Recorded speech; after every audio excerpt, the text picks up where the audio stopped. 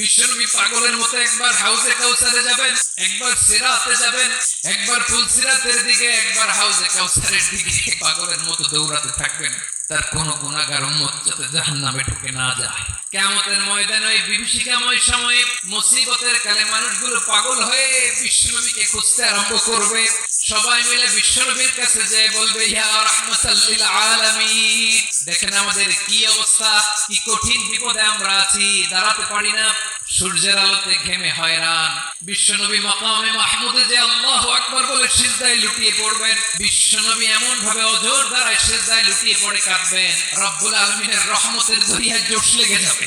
রব্বুল আলামিন এই দৃশ্য থেকে সহ্য করতে পারবেন না। রব্বুল আলামিন বলবেন, ইয়া মুহাম্মদ ইরফা রাসাক, ও নবী আপনি মাথা তোলেন, আপনার কান্না আমি সহ্য করতে পারি না, আজকে আপনি যা চাবেন তাই দেব।